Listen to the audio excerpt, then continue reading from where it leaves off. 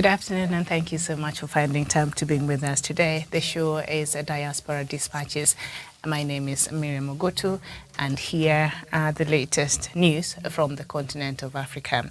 We start with the developing story about Patrice Lumumba's tooth that was supposed to be taken to the DRC and a 9-day trip around the Democratic Republic of Congo await the return of the remains of independence hero Patrice Lumumba's, whose coffin returns to the country on Wednesday.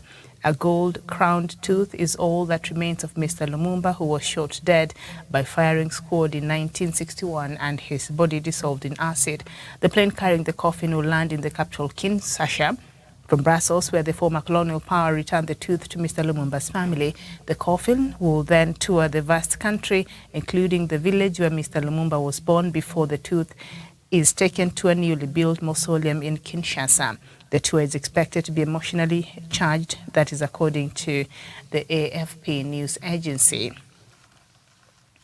The African Union has suspended its participation in the UN-facilitated talks to end the Sudan political crisis. Its representative in the talks cited lack of transparency and exclusion of important political actors from the process. Mohamed Belaish, the AU representative in Khartoum, was quoted by the state-run Sudan news agency as saying that the African Union cannot participate in a process that is not based on transparency, honesty and inclusion. He said the AU would not participate in the process that does not respect all the actors and treat them with full respect and all on an equal footing. The AU and the Regional Bloc Intergovernmental Authority on Development (IGAD) had previously backed the UN-led Intra-Sudanese dialogue process, which began on the 8th of June. The dialogue was however postponed indefinitely a few days later after the former ruling Forces of Freedom and Change FFC coalition refused to join its sessions. The FFC is demanding the military leave power and return the power to the civilian transitional government. We head over to Burkina Faso. The military ruler has, in a surprise move, met the president he overthrew in a coup last January. Former President Roch Marc Christian Kabore was accompanied by another former president, Jean-Baptiste Ouedraogo. Officials say the meeting showed Lieutenant Colonel Paul Henry Damiba's desire for reconciliation, and the country's security situation was discussed. A video of the meeting shows handshakes and even some smiles as Burkina Faso's military leader invites the man he ousted for a walk along the red carpet at a place where he knows well, the presidential palace. A statement said Mr. Kabore was there to discuss security issues and to try to defuse the political situation. Back in January, Colonel Damiba said he had toppled Mr. Kabore because he had failed to stop the attacks by the jihadist fighters despite a promise to improve security. The violence has continued. The military ruler has also controversially declared a 3-year transition period before elections. And we head over to Malawi, where President Lazarus Chakwera has stripped his Vice President Saulos Chilima all of his delegated powers after the latter was named in a $150 million corruption scandal involving government contracts. The Vice President has not yet responded to the allegations. A report by the country's Anti-Corruption Bureau named 53 current and former officials as having received money from British Malawian businessman Zuneth Satar between 2017 and 2021, the president said. This is in relation to 16 contracts that the Malawi Police Service and the Malawi Defense Force awarded to 5 companies belonging to Mr. Satar. The officials named in the report include Vice President and the head of police, who has been sacked, but Malawi's law does not allow the president to sack or suspend his vice president, as the latter is an elected official. Kind of like the situation we're having here in the country. So Mr. Chakwera joined forces with Mr. Chilima to defeat incumbent Peter Mutharika in 2020 presidential elections.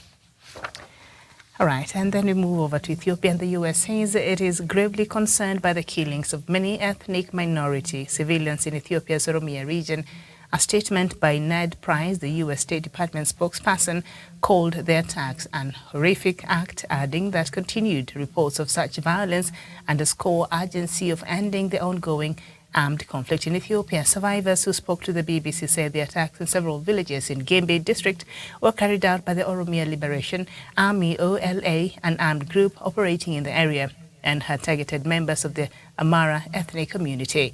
OLA denied the accusations. While no official death toll has been provided, survivors indicate it could be as high as 250 persons. The attacks came in the backdrop of ongoing fighting between government forces and the OLA.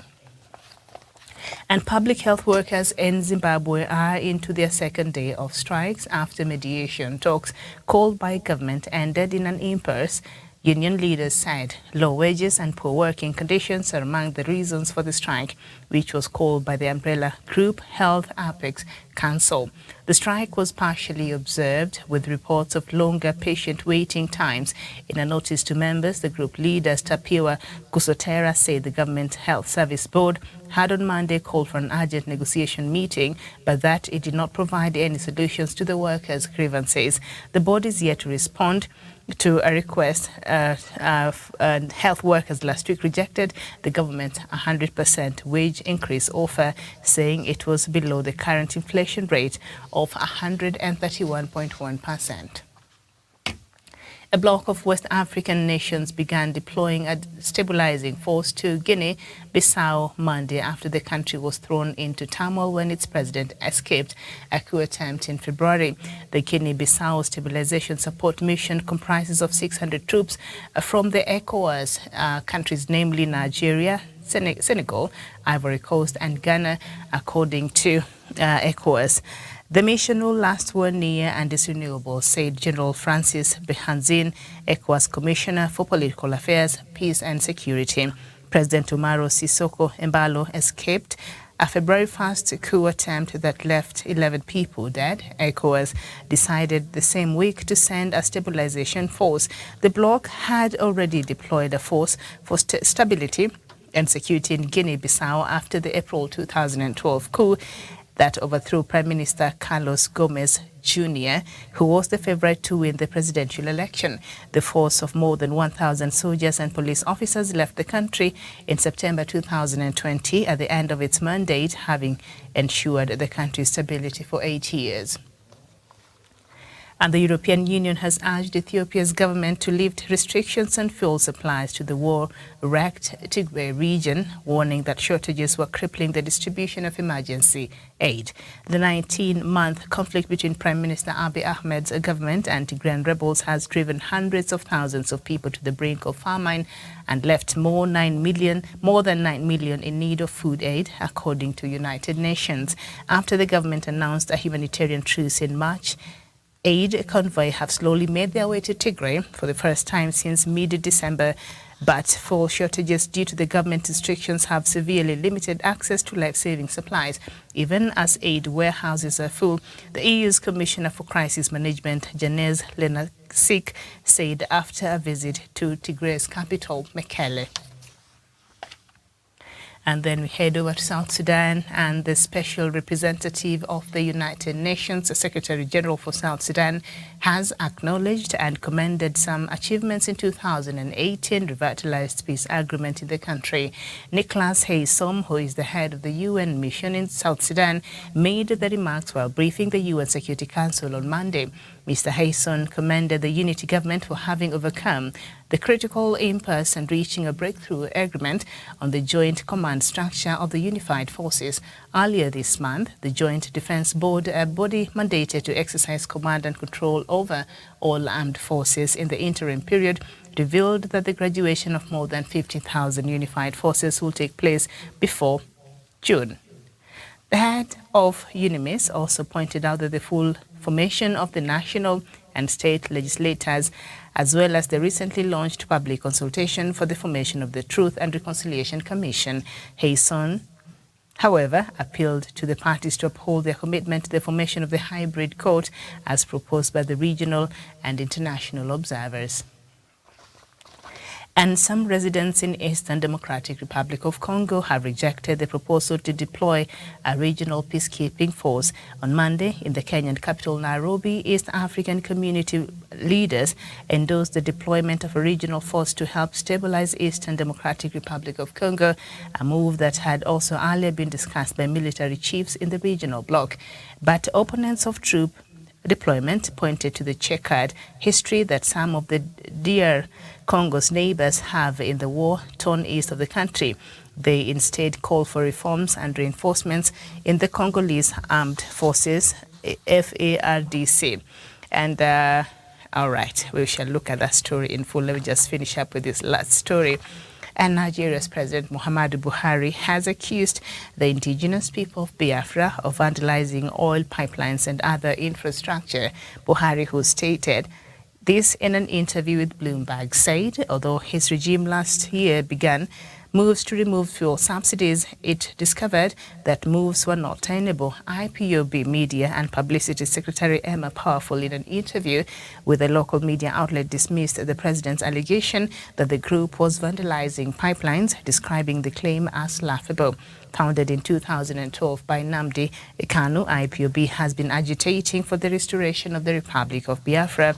Kanu, a British-Nigerian political activist, is a fierce critic of the Nigerian government and also known for his advocacy of the contemporary Biafran independence movement. And that is the latest there. It's the latest there. Okay, so let's just get back to this news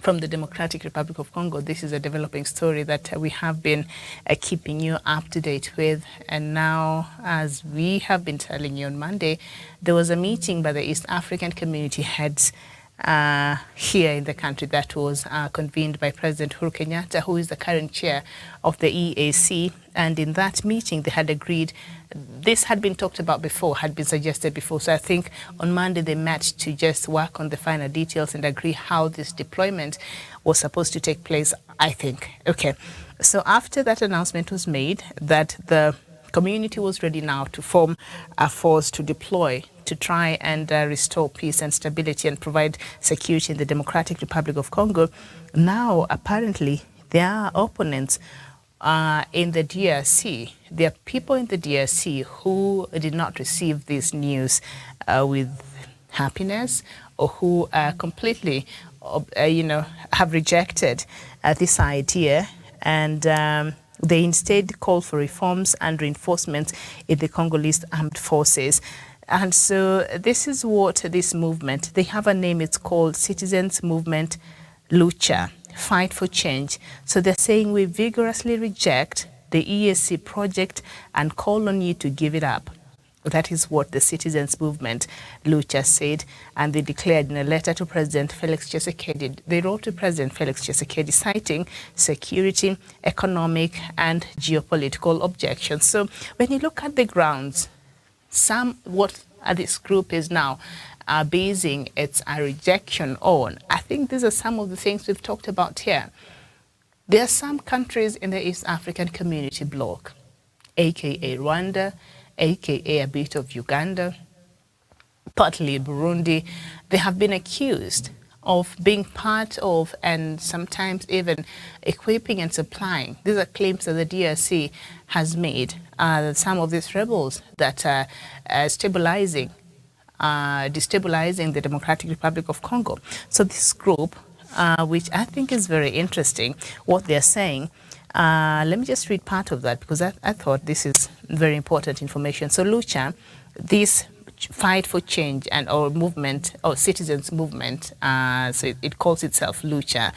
It says that it was founded 10 years ago in Goma, the capital of the troubled Eastern Democratic Republic of Congo's North Kivu province, which borders Uganda and Rwanda. You see the proximity and where it is based. Okay.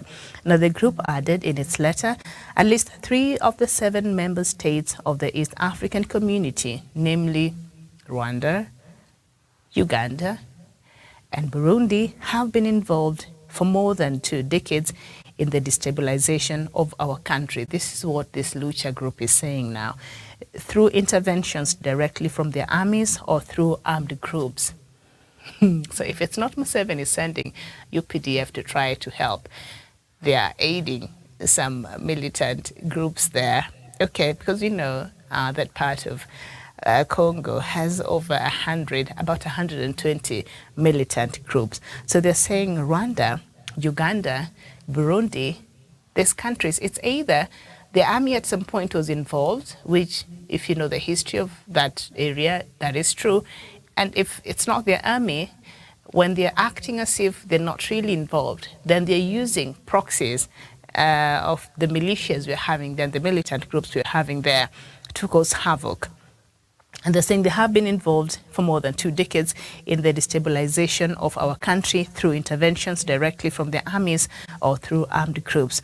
All 3 named countries, Democratic Republic of Congo's eastern neighbors, were involved in the 2 civil wars that wrecked the vast mineral-rich country between 1996 and 2003.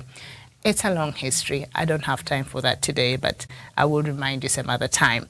And Kinshasa has already made it clear it opposes Rwanda's participation in any regional force, accusing it of backing the resurgent M23 rebels.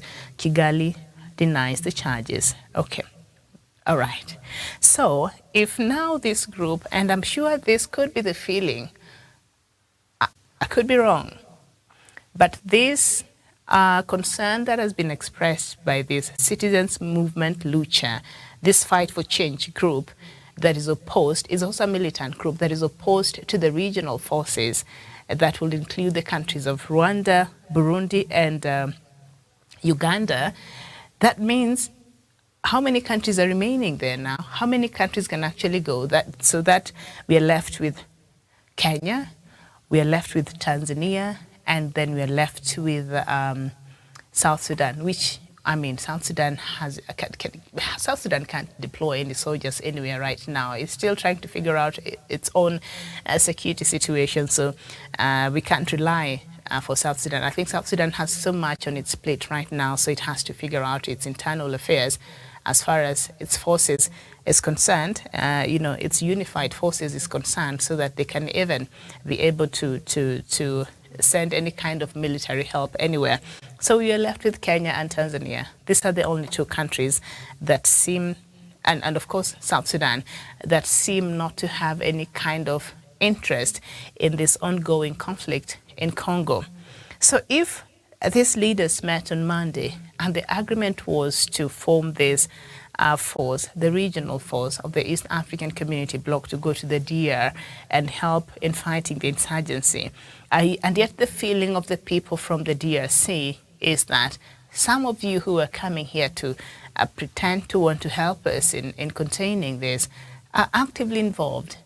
Either they're involved in previous years through the army, because we know the Democratic Republic of Congo even took Uganda to the International Court of Justice, and a ruling was made earlier this year, and as it stands today, Uganda owes the Democratic Republic of Congo a good amount of money over the minerals and the lives that were lost when you know, Ugandan forces were on that part of the Democratic Republic of Congo. So Uganda is supposed to be paying up. I don't know if that has happened yet.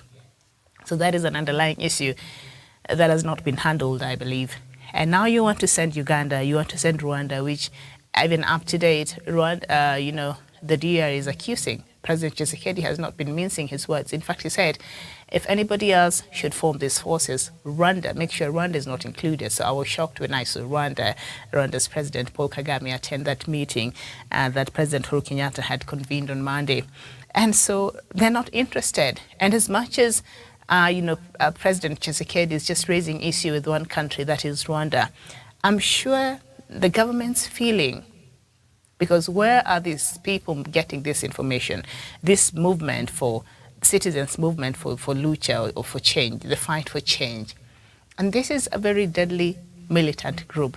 So that means this force that we are forming to go help the DRC, we're setting up our people. And when we've been looking at this issue at the Democratic Republic of Congo, and the more you look at it, the more you look at the history and the details and the complexities of this conflict, you realize this is something that cannot just be solved by East African community deploying a force there to help it.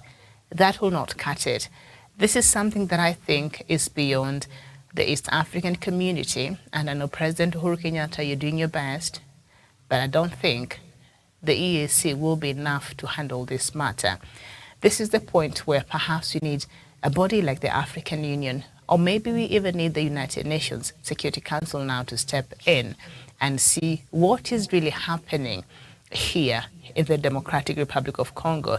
Because if now it's only Tanzania and Kenya who can deploy their forces there without any trouble. We know KDF, the Kenya Defense Forces, went there sometimes back last year after there was a bilateral agreement that President Kenyatta had with President Tshisekedi to go to send a few of our soldiers there to help, which personally I thought was just a bad idea from the start. But I don't have the intelligence, so I'm sure the president knows better why he felt that was necessary, so I can't speak on that. But I personally thought that was a bad idea because when you get to look at this story and you get to unravel and peel off the details and the interest and what is happening, you realize it is a very slippery slope that must be approached very carefully so that diplomacy is not put at stake, so that the lives of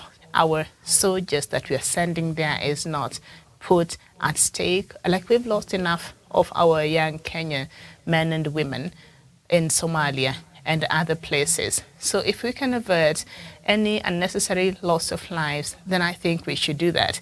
Because this group is waiting for this African community force. They're waiting for you. They're prepared. They're saying, we don't want you to come. Yeah? We don't want you to come. And they're opposed to the deployment of these troops.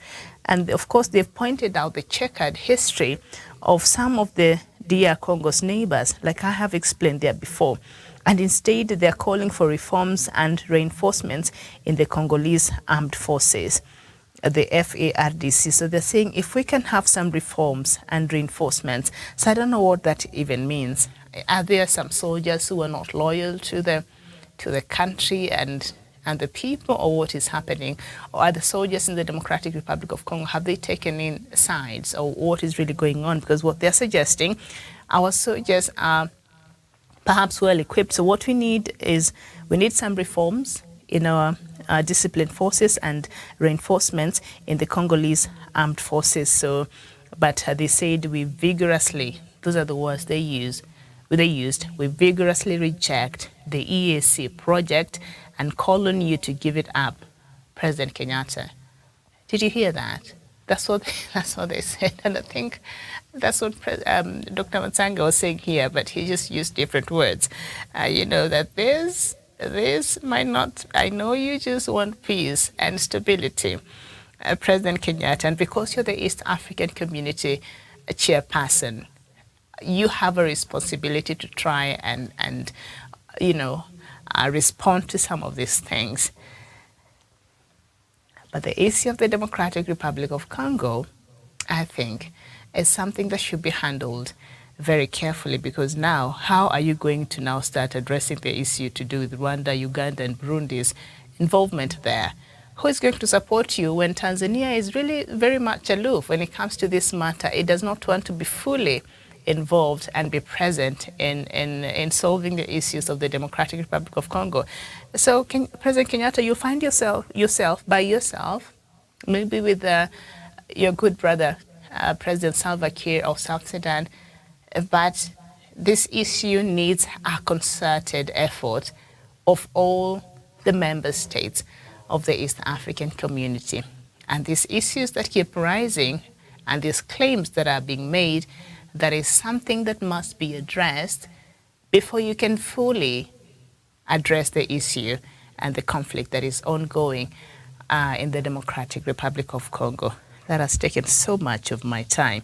But listen, the UN Special Representative to the United Nations Secretary General for South Sudan is very happy with the progress that is being made.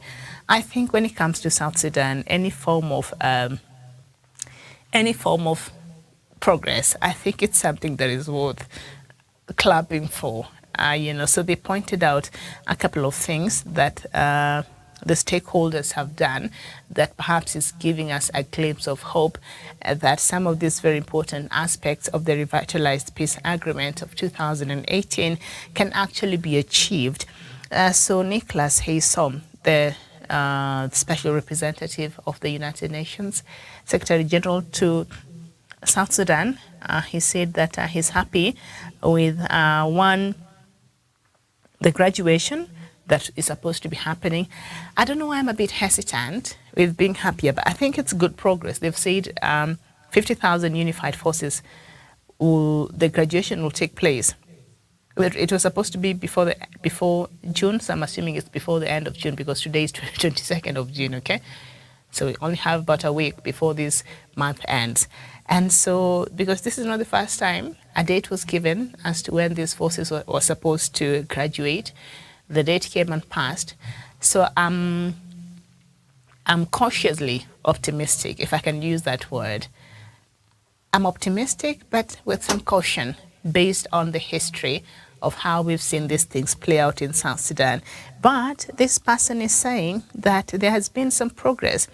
And the Joint Defense Board, a body mandated to exercise command and control over all armed forces in the interim period, revealed the graduation will happen of 50,000. Remember, there's supposed to be about 83,000 soldiers, but 50,000, we can take that. It's not too bad. And the head of UNIMIS also pointed out to the full formation of the national and state legislators that we saw happen, as well as the recently launched public consultation for the formation for the Truth and Reconciliation Commission. We also saw that happen. But a component that is missing that is also very important that this person has pointed out is to uphold their commitment to the formation of the hybrid court. Remember the accountability factor that we always thought is missing as far as South Sudan's case is concerned.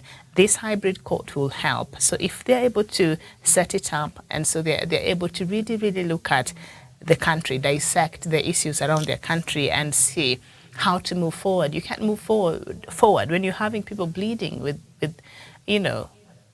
people suffered, lost lives, they were injured, And so you need a place where people will be held accountable, and the hybrid court was one of the proposals. So the country has been a bit slow in setting this up. So they should uphold their commitment to the hybrid court, which I think is very important. And so UNIMIS is pointing out some of this and is saying, as much as the implementation is not at the pace at which the rest of the world perhaps was expecting, but it is still some progress nevertheless. And so we will continue looking to see how this is going to work out and how this implementation will work out. And finally, ECOWAS has begun deploying a stabilizing force to Guinea-Bissau. It started that on Monday after the country was thrown into turmoil when its president escaped a coup attempt. The Guinea-Bissau Stabilization Support Mission comprises of 600 troops from Nigeria, Senegal. And so, after that the coup attempt that happened in February, the country has been a bit unstable. And so ECOWAS has sent a stabilization force to Guinea-Bissau. I don't know why they're not sending a stabilization force to Nigeria. I feel like Nigeria needs some stability.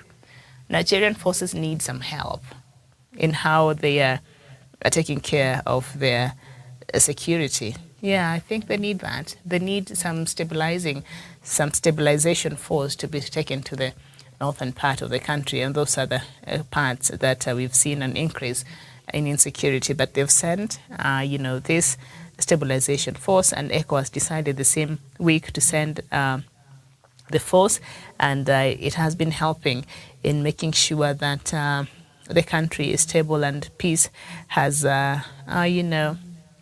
returned. And the mission will last 1 year and is renewable, said Francis Behanzin, ECOWAS Commissioner for Political Affairs, Peace and Stability. So they're saying if 1 year elapses and there's a need to continue this force staying in Guinea-Bissau, then they shall do that.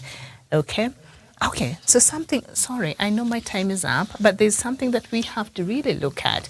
What is going on in Burkina Faso? Please, help me understand.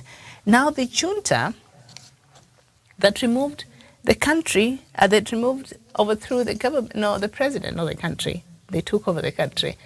They overthrew President Rochback, Christian Kabore, remember? And so last January, so things have not turned out the way perhaps they hoped it will. Remember, one of the reasons why they removed the president is because they were citing the insecurity that had become very rampant in Burkina Faso. But funny, they are the army officials, they are the ones with intelligence, they are the ones at the helm of that country. Things have gotten worse, insecurity has escalated. Same thing in Mali, okay?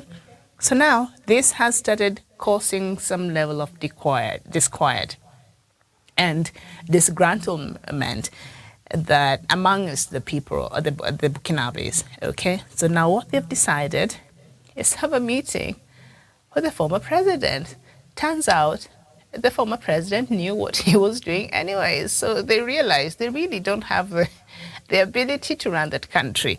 Otherwise, why would they reach out? I know maybe it's because of they want to address the political uncertainty and uneasiness that is slowly building in Burkina Faso. But this is interesting. This is quite interesting. And former president was accompanied by another former president, Jean-Baptiste, who went with him to this meeting. And of course, officials say the meeting showed Colonel Paul Henry Damiba's desire for reconciliation and that the country's security situation was discussed. So maybe this army junta, they've sat down and realized, you know, maybe we don't even like being in this presidential palace anymore. Maybe we're just better off in the barracks. I think there's something more going on there in Burkina Faso. Either a section of the army is not happy with the overstay of the junta at the helm of the country, and maybe they're saying, can we just get this country back to where it was? Can we try reaching out? Or something is just, there's something more to this meeting than just the army junta meeting with the president that they ousted, President Kabore. And a statement said Mr. Kabore was there to discuss security issues. Why? You ousted him. You are the security forces. You want to discuss security issues with a person you ousted who does not even receive security briefings anymore. This is interesting. Okay? And to try to diffuse political situation.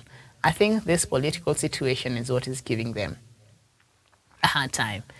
Because I think even the Burkinabes, they've had enough of the army. So they're saying, okay, can we just go back to electing our own leaders? That's what we want. We want us to elect our own president. We don't want you there.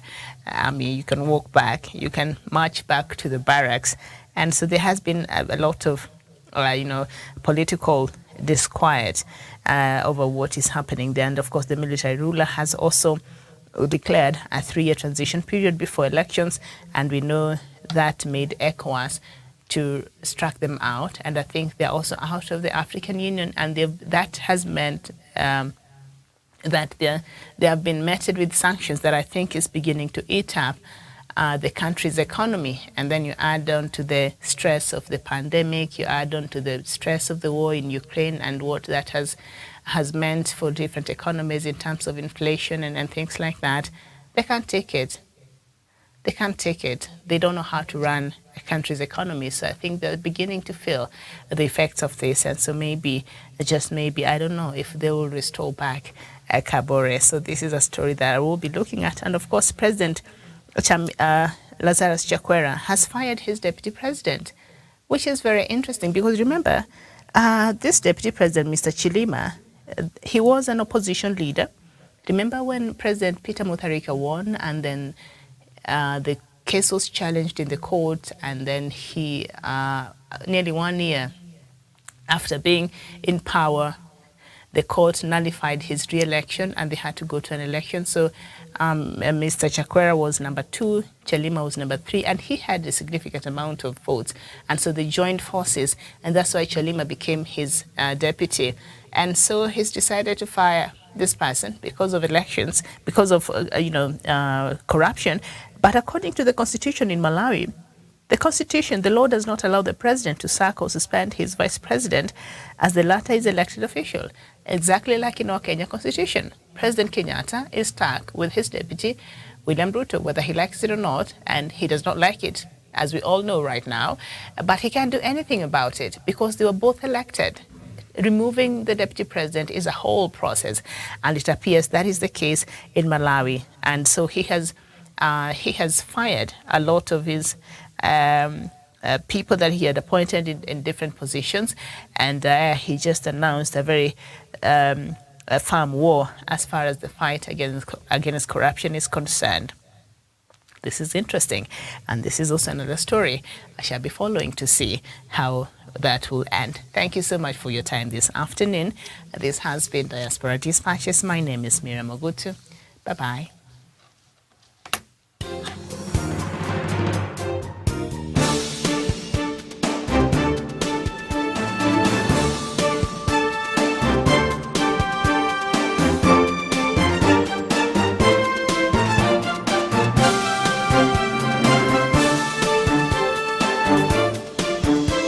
Thank you.